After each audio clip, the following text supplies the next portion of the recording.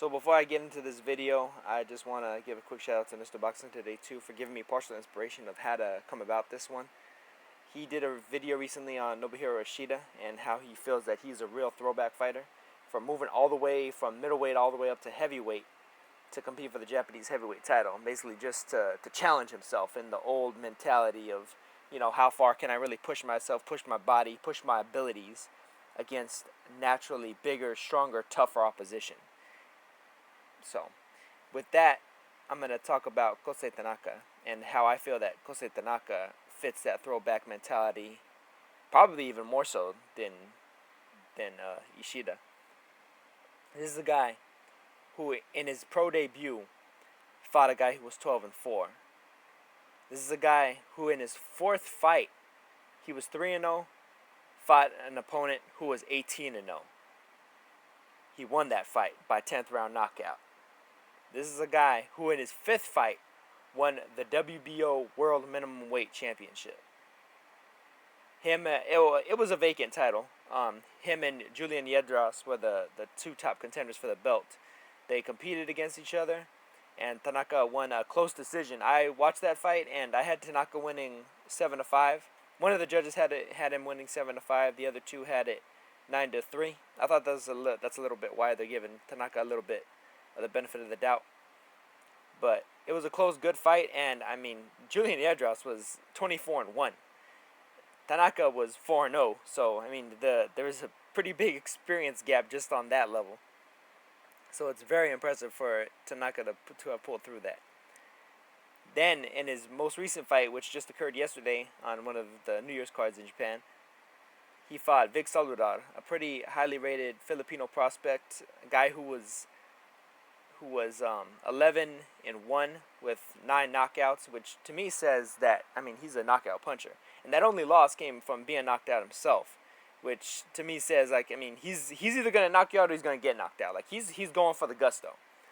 And really though, if you actually watch this fight between Saludar and Tanaka, Saludar was outboxing Tanaka pretty cleanly, man. He was shooting really nice straight shots, the 1-2 up the middle, lead right hands up the middle, very very nicely.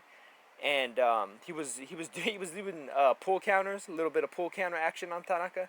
And the thing is, Tanaka was kind of falling for it, I think, because he doesn't quite use his own jab enough. And he's very vulnerable to guys who are able to shoot, quick straight shots up the middle. Anything that's coming wide, Tanaka's going to be able to block and or parry. But shoots just short, quick straight shots up the middle seem to be his weakness consistently, because he had that problem against Yedras too. But Saludar was able to really outbox him on the inside and on the outside when he started moving around. What really incidentally saved Tanaka in this fight and eventually got him the 6th round knockout after being dropped himself in the previous round. In the 5th round, he got dropped with a nice clean right hand. It's a beautiful setup. Y'all need to check that shit out. The 5th round, Saludar sets up a clean right hand that just boom, it drops Tanaka. It's that's something that you could teach in a boxing class, and you'll definitely get a lot out of it. So that's exactly a part of the reason why I love watching the smallest weight divisions, because the technique is just so on point, and they have to be on point because a lot of these guys generally lack the otherwise overall physicality and athleticism to really consistently dominate opponents if they don't have the optimal technique. Very few guys are able to really cover up their flaws, like a Sean Porter, who's just a physical monster and he can beast on guys even if he doesn't have the greatest technique. But anyway, Saludar was outboxing him, and Tanaka was probably losing every round going into that 6th round. But what saved Tanaka ultimately was his body work. He was going consistently to the body, digging double and triple left hooks to the body and the head, both with the left and the right hand. And eventually he managed to put Saludar with a clean couple of left hooks to the body, and Saludar was just spent. He was done. And it seemed like the knockout came out of nowhere, but if you watch the fight in full, you'll see that Tanaka was consistently going to the body. He reminds me a little bit of Kazuto Ioka a few years back. A lot of people were giving Kazuto Ioka the nickname of the body snatcher, because he was knocking guys out with just nasty, nasty body work, which is kind of rare. You don't see too much from a guy that's on the tall side for the weight division he was at, because Ioka obviously he fought at 105 and 108, and now he's one of the one of the titleists anyway at 112.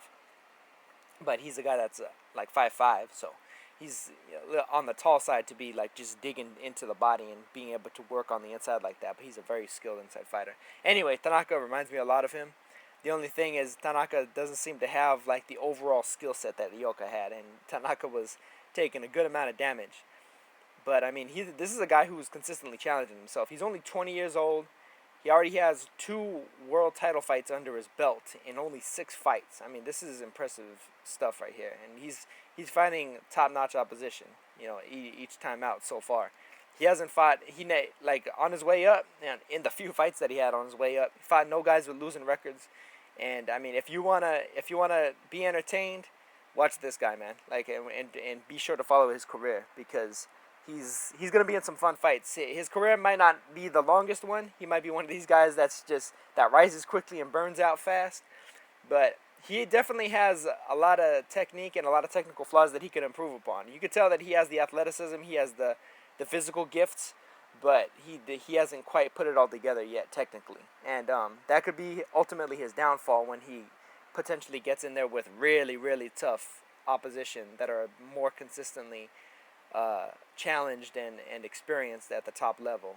Guys that are like former world champions or current world champions. Guys like Heki Butler, Katsunari Takayama, or guy that just beat Takayama. Actually, I can't think of his name off the top of my head. Moises Fuentes. Let me think. Who else? I mean, if he were to move up to 108, which is a possibility because he's a young guy, he could very well go up out of the weight. Jose Argumedo, by the way, is the guy that just beat Katsunari Takayama. I'll make a video about that also.